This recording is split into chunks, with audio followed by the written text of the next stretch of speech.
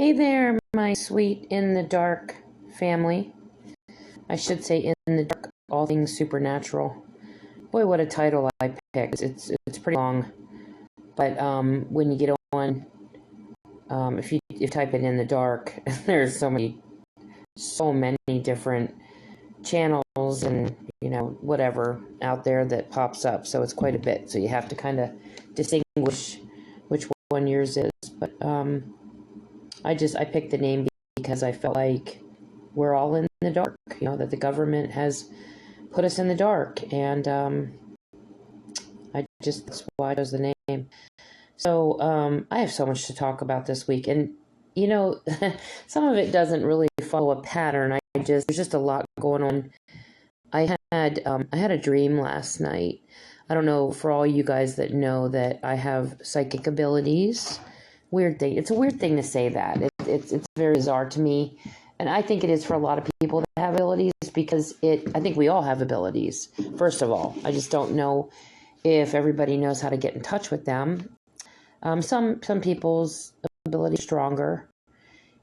And just using the term psychic is a little odd because we all have psychic abilities. We all have the ability to read each other's minds and such. I just don't think people know how to get in touch with it, like I said. But I had a dream. I woke up and I've had a lot of visions and dreams that revolve around death, which I've never been comfortable with. But my one grandmother is 93 or 94 at this point, and she's getting frail. It's so funny because she was always such a hypochondriac, and she always thought she was going to die all the time for decades. And she pretty much outlived everybody, all of her family and friends. But I had a dream last night that she was with a man. They never got married. They'd both been married, but they had gotten divorced. So they were mates. They lived together for a long time. And he died quite a few years ago. He died about, it's been about 24 years ago. It's been a long time. And so I had a dream that he came back to life to either be with her or to get her. And it didn't dawn on me, the significance of the dream. I thought it was just a dream that he was coming back to be with her, is basically what the dream was. And as I was telling the dream to my son, I was realizing that, oh my word, was this a premonition of her? Like, is there a chance she could be passing soon? And it didn't really dawn on me until I was actually telling my one son tonight. I had dinner with my son. I had a really great day today. It was amazing. For all you know, I have my older sons. I have 5 children. Two of my two oldest that were like twins. They're only a year apart, best friends. They did everything the same together. They're both addicts, and we're really dealing with a lot with them. It's been very trying, and sometimes it feels like you're dealing with somebody that just isn't quite altogether there. And they really aren't. But I mean, just like their brain cells are gone even when they're not doing things. So we had a great day today. We had my second child, my second son, came over. I've been cooking for him for a couple days now. They love my cooking because I am an awesome cook. I can't say I love to cook. I just absolutely love my cooking. I learned from Pennsylvania Dutch. My one grandmother was raised by Mennonites, and so I picked up things from them. I picked up things from my other grandmother, from a couple of my friends. Like, I just kind of picked things up from people, another family relative, and I kind of incorporated everything into myself and then gave it my own spin. But I actually get really hungry for my own food. I have a very hard time eating out in restaurants because it just falls so short from the stuff that I make, and I don't know what it is. I can cook. So my kids all absolutely love my cooking, and they get all their friends and everybody to all love it. But so my son came over for a couple of days. He just wanted to spend some time with me, and that was really refreshing because he was, really, he's really trying to stay clean and hold a job, and do everything the right way. They both have absolutely beautiful families. They have everything you could possibly ever want. They are so blessed beyond measure, and the fact that they're dealing with this is just shocking. It's like God has just given you a silver platter on life, and you're just, not that you're blowing it because they're sick, but it's also a choice. It's a little bit of both. And I know it's a real illness. I mean, that's kind of the way it really is. I mean, you get up and you either decide to go out and you decide to use, or you decide to go get help. And that's pretty much, you have two choices. You have a 50-50 chance each day to get up and do the right thing or the wrong thing. And a lot of the addicts just don't seek the help they need until it's really bad, until things have really reached a low point in their life. And that's sad, but it's just the way of it. So we were sitting here talking, and I've been praying for these kids every day, like multiple times a day. And it was so neat for me because both of my sons had gone, most of my kids went to Christian schools. All of them did, actually. I'm sorry. They all went to Christian schools at a time or two. Like, they're not their entire going to school, but a lot of their years in school were spent at Christian schools. And they've fallen away from God to a degree where they love God, they believe in him, although my oldest was he was under attack just several months ago, saying that he didn't know if he believed in God anymore because he had seen this thing on aliens, and the alien was telling this interviewer, they were doing like a governmental interview. There's a couple of them floating around, so it isn't just one. And I had seen one that was really bad, but this one was one where it was saying that, there is no God, just all this crap, and which I don't believe personally. And I know a lot of people don't, some do, but I feel that there are just thousands upon thousands of near-death encounters, and people are dying, people are atheists, and they're seeing God, and they're seeing Jesus, and they're being told, go back and tell them we're real. Go back and tell them this is real. And just that alone, when you have an atheist that's a doctor that tells you they died and they saw this, it was very, they knew it was real, that tells you something. And this is just, thousands of cases of this going on now. Even people that are the Islamists, there were many stories of the Islamic extremists that were dying and seeing Jesus and seeing heaven and being told, they don't all get to come back, but the ones that are blessed enough to get another chance to come back are like, this is real, and they convert. This is life changing because they're just like, this isn't a joke. Like, this is real, and you need to change the way you look at this. And with that, it was hard for me to hear my oldest talk about that like that, because I was like, I'm such a firm believer in the Lord. I love him so much. He's my best friend.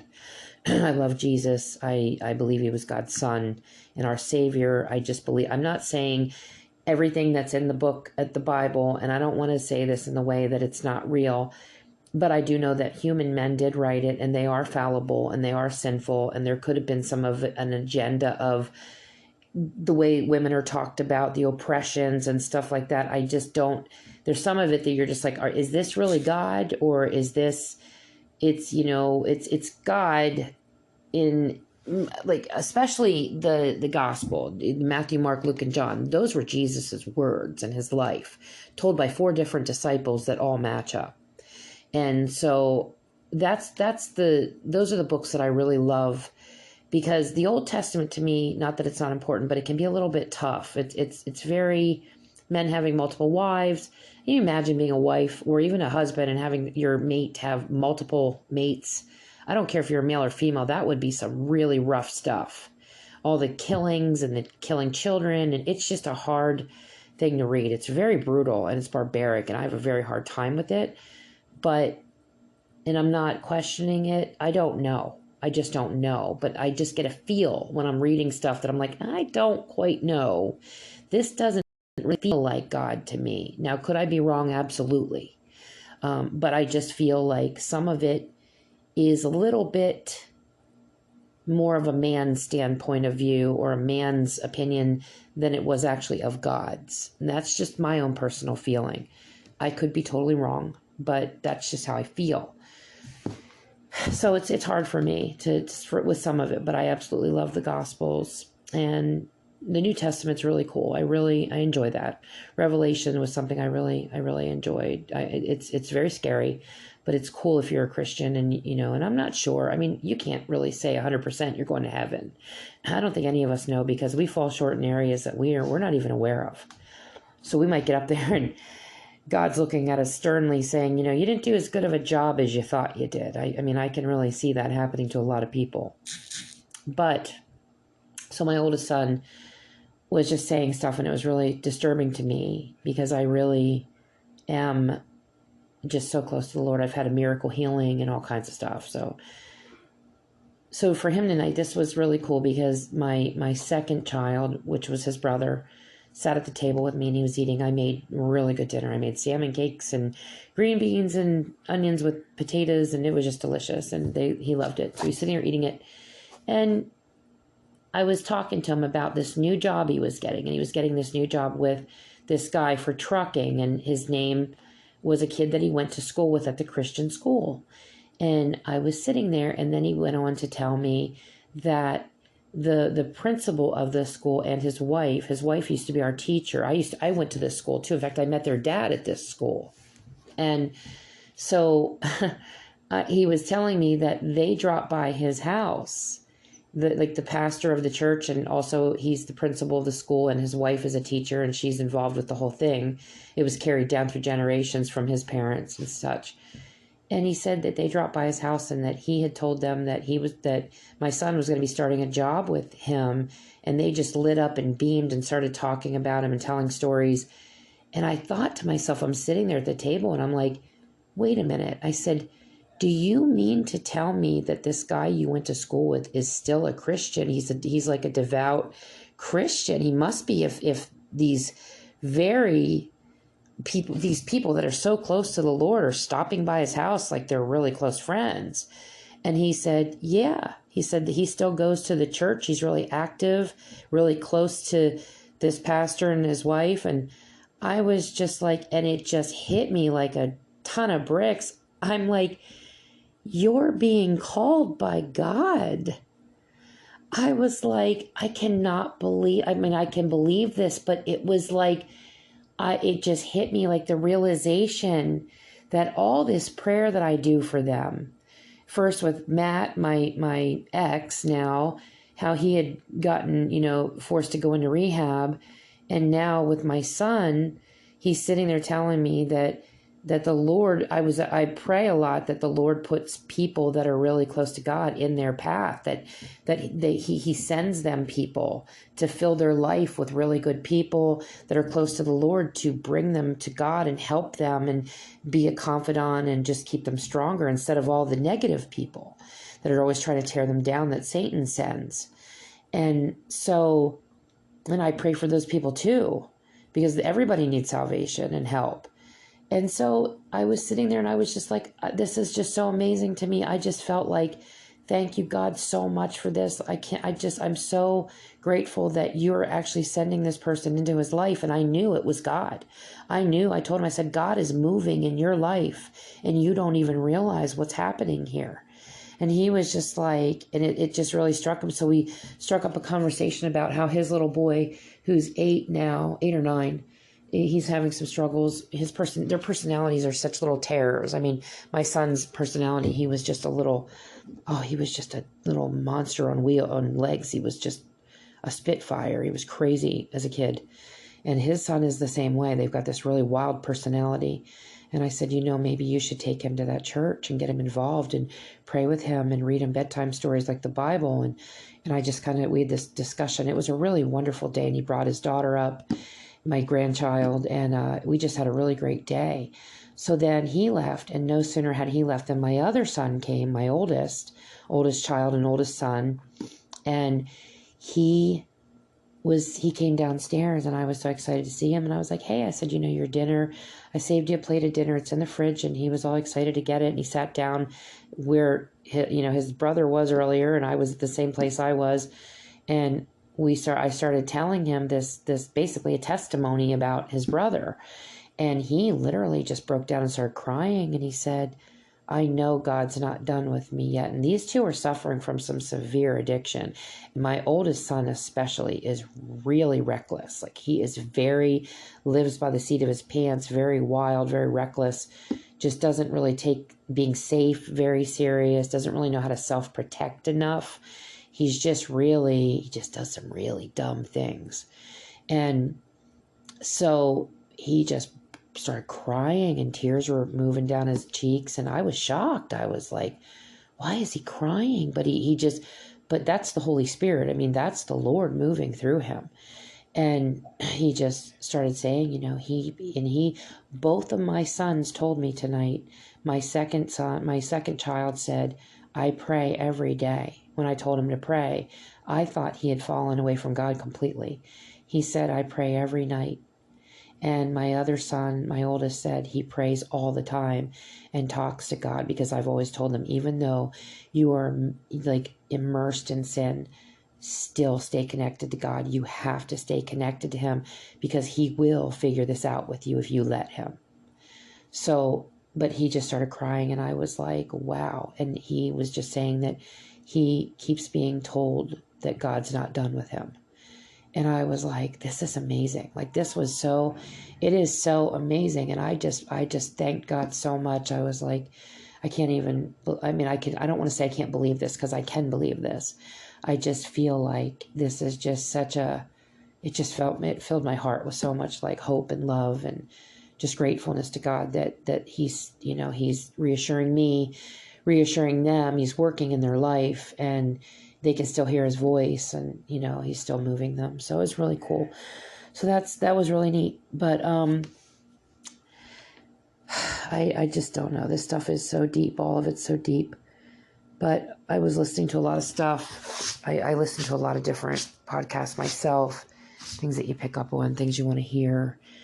And there is just so much going on. It's absolutely just insane out there. It's insane.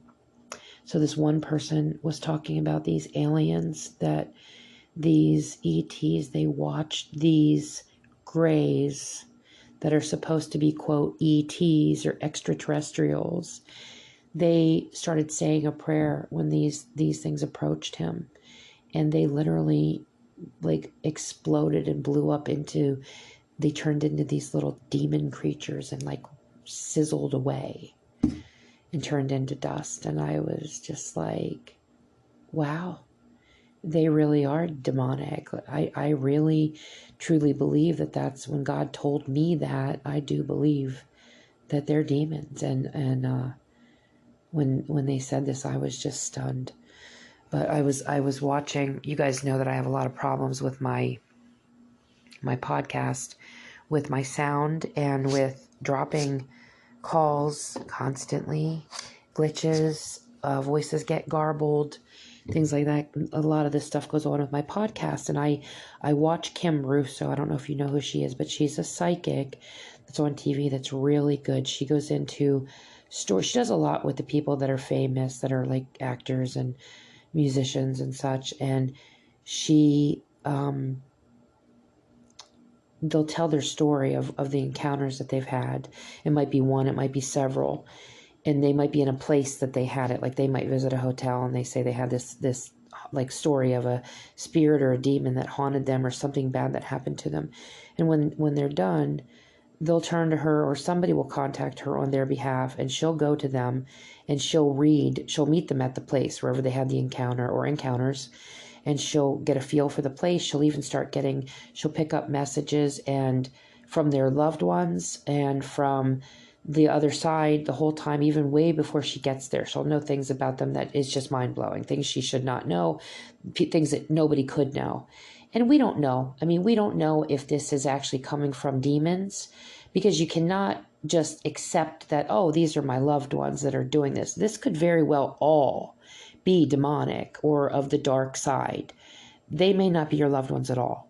But she does have the ability to pick up information about people, is really how we should say this.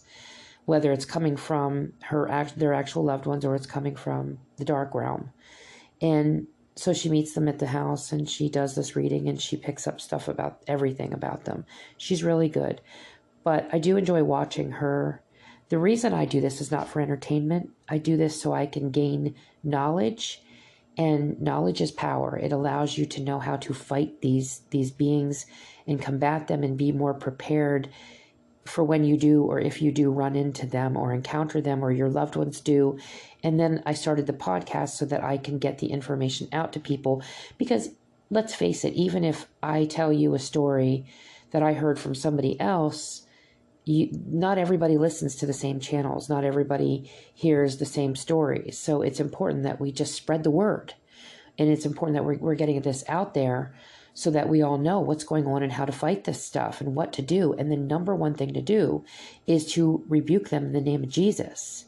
That is our weapon. It says right in the Bible that our tongue is our weapon. And it doesn't mean literally just to cut people down. It's a weapon against our enemies. And these beings are our enemies, and they are coming out more and more and more in force. These beings are showing up like crazy. I mean, it's getting out of control. So the most important thing you have to know is you need to start memorizing Bible verses. Bible verses are really important. John 3:16, for God so loved the world, he gave his only begotten Son, that whosoever believeth him shall not perish but have everlasting life. You should be able to rattle this stuff off, so that if you don't have a Bible with you and you're out in the wilderness and you run into a dog man, you start quoting verses of the Bible. The Lord's Prayer, the Psalms, yea, though I walk through the shadow of death. I mean, there's all kinds of stuff. Knock and the door shall be opened unto you. Seek and ye shall find. There's just stuff that you need to know. You don't have to be a walking Bible encyclopedia, but just pick 3 or 4. Pick something and every day say them. You don't have to memorize them. What you have to do is say them every day or a couple times a week, and eventually you're just going to know them. That's how I learn. I can sit there, and if somebody starts quoting a Bible verse, I can finish it because I've heard it so much. I never sat down and memorized them. I just heard it so many times, and my memory just absorbed it. Now, when I was in the Christian school when I was a kid, we did memorize some Bible verses, but I don't even know if I remember all those. But I probably do. I just don't remember which verses they all were. But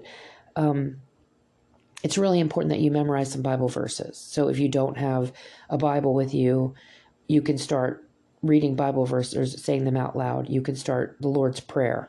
You can, just rebuke in the name of Jesus, rebuke, and just keep doing it. Don't give up. Don't stop until they go away, and do it more mightily and get bigger and puff up and realize your power in God as his child, that his power flows through you, that you are the child of God.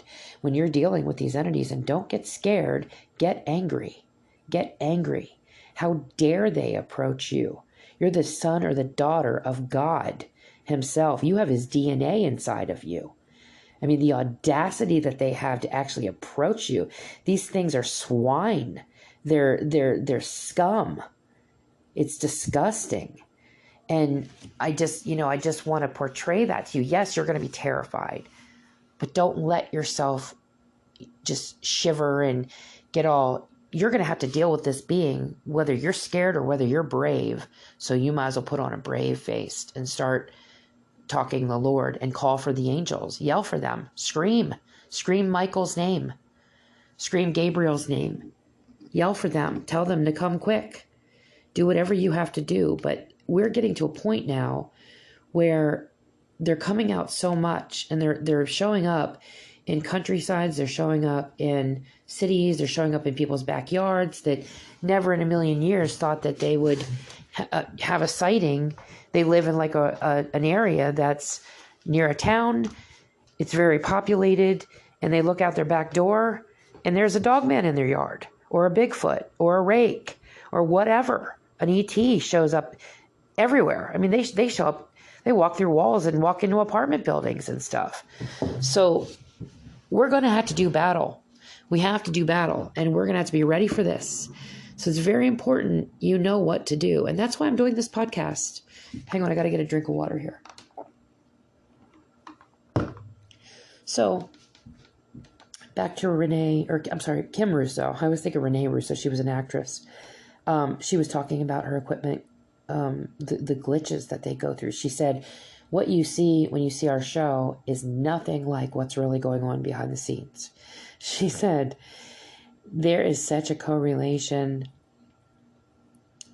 between just these people, like there's certain places even that they'll do, like they had done a set where they had copied the Amityville house, and it wasn't the real Amityville house. It was an Amityville they replicated it, and so they did this movie set on there, and this place went nuts, just like the Amityville house almost did. It was nuts. But she goes through all this. They drain batteries.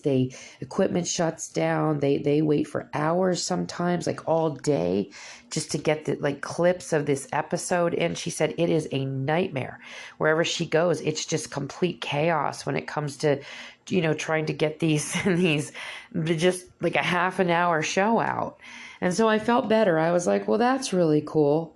So it was really. It just made me feel a little better that I guess I'm not the only one that's dealing with this stuff. And I know not every podcaster does it, but I've heard a lot. Some of the ones I listen to, they really go through some problems. And I'm not as good about editing probably maybe as I should be, but I just feel like I want you to hear some of it. I just want you to hear some of the stuff that's going on, so you can see for yourself that this is just, this is it. I mean, this is crazy. And they actually did a show with Kim Russo where they let you see all the stuff they were going through. So it was really crazy stuff. But I wanted to share that with you. My mouth is really dry.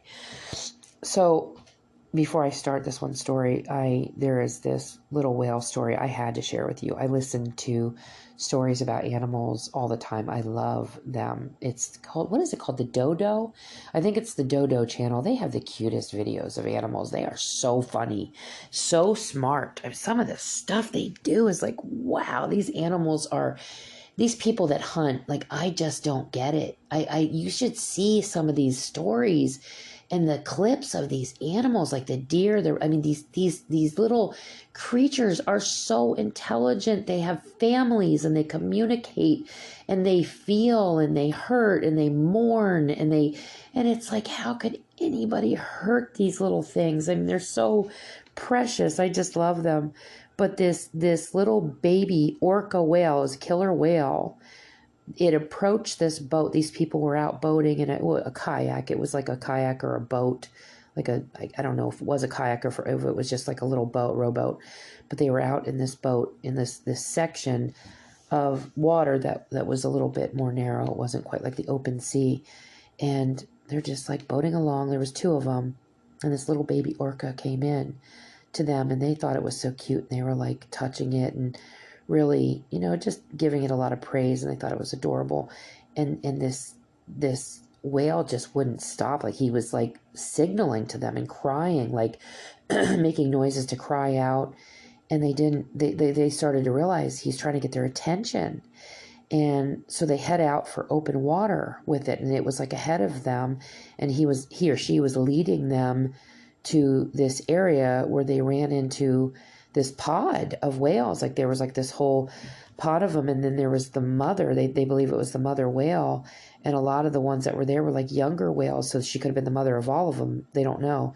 But she was caught in a fishing net. She was all tangled in it, and they realized that this little baby had actually risked its life to come and find help.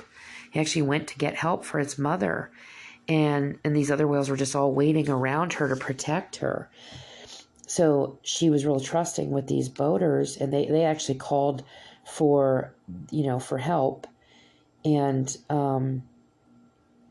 this, I don't know if it's a Coast Guard or whoever, but they came in and they started to cut the netting away, and she was really trusting and, let them do what they had to do, and they got her free. And then the little whales were like doing these jumps and dances and making all this racket, and she was like, just showing you could tell that it was a complete display of happiness and affection, and towards their mother, towards the boaters. And so she started heading out towards the water really fast, and they all started to follow her, and they were all happy and thought that was that. And here she brought this manta ray. She went out and caught a manta ray and brought it back to the boaters.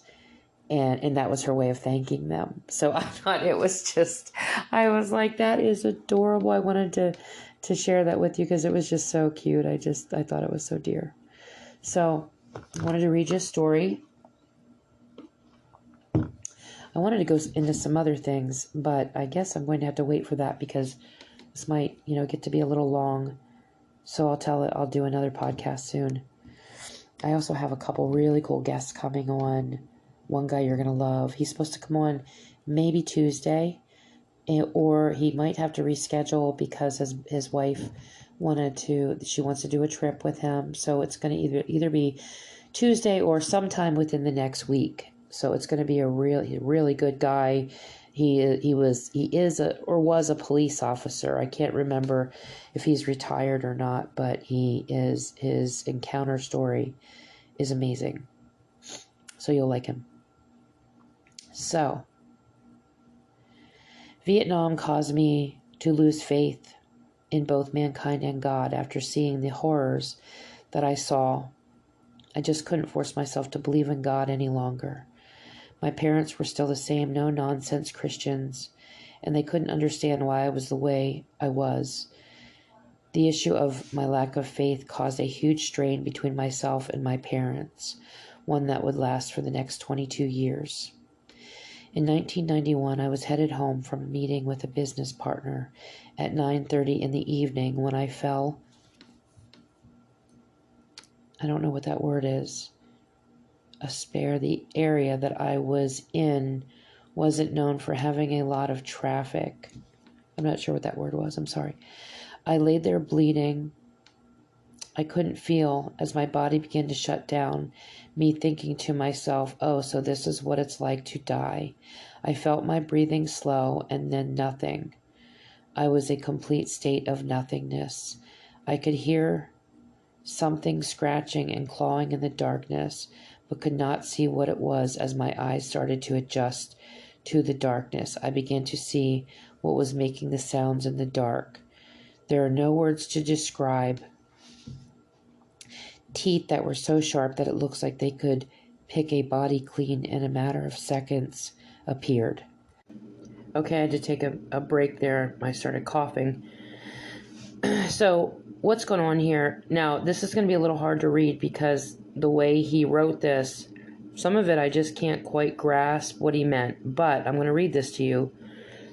So he fell, and he was laying there bleeding, and he was talking about Vietnam because he lost his faith in God. And when he died, apparently he died, and he started seeing teeth coming at him. So he describes teeth that were so sharp that it looks like they could pick a body clean in a matter of seconds. It was then that whatever these things were noticed me and started to chase me. All I could hear was the soggy sound of death coming for me. Help me, God, please help me, I whispered, as I continued to run away slowly, gaining the courage to say it louder and louder, before finally screaming, God, save me. I need you. The force of the wind that I felt was like taking a bullet train. I felt something grab my hand and pull me at the speed of light and away from the nine,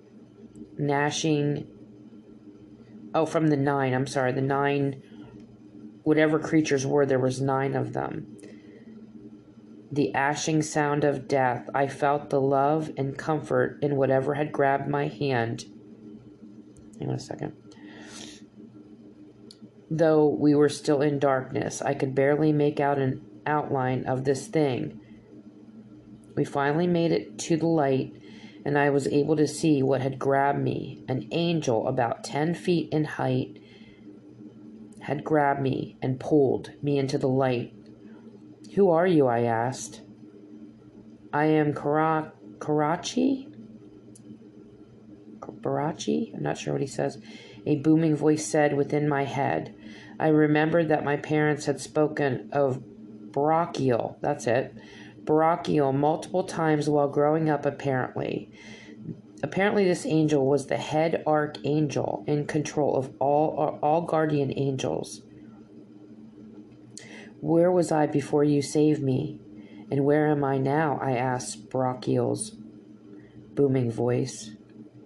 I'm sorry, I asked Brachial. Man, this is a hard one, but bear with me, guys. I even tried to clean this up, so this is rough. Brachial's booming voice stated that I had been in hell, but when I called out to God for help, the Most High sent him to bring me to heaven. I looked intently at Brachial and noticed that he was staring to his left. Finally, he said, "The Most High wishes to see you. He has something he wants to show you." As he finished saying this, he took my hand again. The second thing that I noticed was the columns. They had a Roman architectural feel to them. Lastly, as I made my way closer and closer to the throne, I noticed the brightest light that I had ever seen, a light so bright that eventually I could no longer step forward, as my soul could not handle the light. "I've hurt your eyes, for you are unclean, and your soul cannot handle my brilliance," his voice said. I did as he told me to and turned away from him. Why did you say the Lord?" "Because he called out to me, but I stopped believing in you many years ago, and you still saved me. I saved you because you called out to me. Just because you say that you stopped believing in me does not mean that you truly did. So what now? I assume that since I am seeing you, Lord, it must mean that I am either crazy or I'm dead. And since I know I'm not crazy, I saw myself being born, growing up, and whatever. I thought I was a crazy family and constantly going to the bunker when I had forgotten was how fun my dad had made it." So his dad used to make him go to a bunker, apparently. And he said he forgot how fun his dad had made it, even though he thought he was miserable. I remember seeing myself relive Vietnam and all the hurt that I caused by killing those that were trying to kill me. I relived the hurt of losing my friends over those 3 tours. I relived the last words I saw my dad's heart break as I slammed the door leading to me leaving and never returning. I saw as my mom and dad waited up day after day, week after week, and month after month, hoping that I would come home before finally giving up. I saw the stress that my mom went through when she tried to take care of my dad after his heart attack, which led to her stroke. That's enough. I don't need to see how bad of a son I have been to know I am a horrible person. Perhaps I deserved hell, and I heard his voice say, "No, look again." I looked again. My life flashed by, and I saw how proud my parents were and how they kept me in their prayers even after I quit believing. Now see, I'm going to stop this for a second. This man stopped believing in God, and his parents prayed him back to God. This is so important on a lesson of prayer. I pray for my kids every day, and you know what? My kids might be dead right now if I wasn't praying right now. If I was not praying for them as much as I am and crying and begging God and pleading every single day practically, my kids could have died. You never know. My prayers might be the only thing that's keeping them alive, and it might be exactly what gets them to heaven. My life, hang on a second, I want to get back to where I was here. Parents were, and how they kept me in their prayers even after I quit believing. They prayed that one day I would come to my senses. It's too late now. I'm dead. There's not much that I can do to change that. I heard a booming voice state, "You're wrong. Who is it that created the heavens and the birds of the air and the beasts of the ground? Who is it that created man?" I answered, "You did, Lord." There was then another question. "Do you wish to return or do you wish to stay?" Taken aback by this question, I had another one of my own. "If I return, will I be raptured when it comes?" "That depends on how you act between now and that time." "What do you mean? Does that mean that rapture will happen during my lifetime?" "Yes." "Will you tell me when it's not?" Will you tell me when? It's not like anyone is going to believe me anyway." God replied, "You will have those that believe your words, but also those that do not. You will be as old as your father is now, and 20 years. After the rapture will occur, you will return now. Tell everyone or tell no one. That is your choice." Wow. Usually God tells people to come back and tell. What's the sound? The sound of sirens. So apparently the sound of sirens came about, and he was laying on his back and had a paramedic standing over me doing CPR. "He's awake. Gotta move on. We have to get this guy to the hospital now," the EMT screamed. "Don't worry. Everything will be fine. You gave us quite the scare. Luckily for you, someone saw you go off the road." So that's what happened. They went off the road in a car, and then they fell out of the car. She said, "Home. I had no idea what was going on in my head. Was funny to me. Oh boy, some of this writing is hard. Hang on, guys. Had me explain that I was in a car wreck, and the person driving behind me saw me go off-road and hit the tree. They had to haul their tail 4 miles up the road to call for an ambulance. The doctors told me that I was a real living miracle. The gash in my head caused me to lose almost 70% of the blood in my body. To hear them tell it, there's no way you should have survived that. As the days turned into weeks and the weeks into months, I was finally able to figure out the riddle that kept repeating in my head. Your father's age and 20 years. As soon as I figured out that riddle, everything came flooding back. The accident, my time spent in hell, being saved by the angel, being given the prophetic vision of when rapture was going to happen. I have talked about this multiple times in online groups and other places, such as the ride. I don't know what the ride means, using it, but usually people end up laughing it off. I'm hoping that you and your listeners don't just laugh it off. My dad was 71 when I died in 1991. So this person went off the road, died in this wreck in 1991. His dad was 71 when this happened. In 2018, I turned my father's age, the ripe young age of 71, adding 20 years to that. The rapture will happen in 2038. I will be 91 years old when the rapture occurs. I think everyone, please heed these words. It is not too late to change and accept Christ. It's not too late to change and accept Christ. You have been warned. That does it for me. So the reason I read this rather a little bit hard to read story, it's the writing. It just didn't make a lot of sense the way they wrote it to me.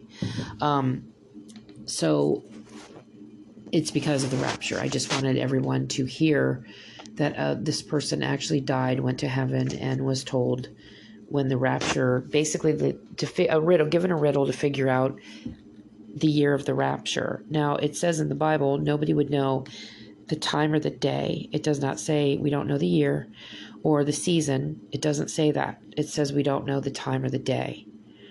So it would be very understandable that they could know this. So all you listeners out there that are waiting on the rapture, I would say I'm prone to believe this guy, and this is something that I would say by the year 2000, is it 2038? Yeah, that's the year. I would make darn sure the first day of 2038 to the very last day, you be on your best behavior. Seriously. So that just really touched me. I thought, wow, that's really crazy. And we really don't know when the rapture is. I mean, even with that being said, we should be ready at all times anyway, really. So I wanted to read that to you, even though it was a little complicated. And there's a couple other stories I had. I just kind of wanted to talk about this stuff where just things that have been happening to me with having dreams of people that I knew. Like, I had done this podcast I had for you guys. I had it ready, and I never put it out, and I have to go back and find it. And it's in my files, and I don't know why I never put it out. I think I was being really just kind of passionate about it, and I felt like maybe I was being a little overexpressive when I was doing the podcast, but it was really just something that I just wanted to talk about, almost like that deja vu stuff or having dreams of people, but there's like a connection to people that I have, and it's really odd. So, I'll talk about that on my next podcast. I'll gather some of the files I have on that one podcast I had done, and I'll get it out to you. So, like I said, I'm sorry about the glitchy story, but I just, the whole purpose of it was to just kind of give you an idea of a person that actually spoke with the Lord, and he was told this riddle that he figured out, and he's saying 2038. So that's interesting. It's definitely something to think about. But as I said, be ready all the time, because you never know. I mean, God he might just say, hey, we're going today. So the one person that said they had gone to heaven and they had seen all these angels, and they were all dressed in like centurion garb, like they were ready for battle. And he said he was told by one of the angels that all of heaven was on its feet, waiting for the Lord to give the go-ahead to tell Jesus to go to get his people. So he said they're all ready, like they're literally in war garb to come and get us, because these angels will be following Jesus to come and get us. So it's pretty interesting stuff, but there's a lot of stuff I have to talk. There's so many things I've written down and I wanted to share with you, but I just can't squeeze it all in one podcast. But it's good. It'll give me more material to kick me in the butt and get more podcasts out to you. And I just want to ask you guys to please start hitting the like button. I never ask this much. I know everybody else does, and I always forget to ask. But when you hit that like button, it really helps. It really, what it does is it gives you incentive as a podcaster to continue to produce. That's what it really does for me. So I don't know about the other podcasters out there. Like if they do it, if it gives you some kind of credits or whatever, with like if you're on YouTube and you're watching this or listening to this, I'm sure it gives you some kind of credits, but I'm really not aware of all that yet. I haven't gotten into all that yet. I do want to start making a nature sounds channel. I'd like to get into doing real nature sounds, not that white noise crap. I really hate those nature sounds that are fake. Something about it just almost seems like demonic to me. I just don't like it. So I want to start setting up.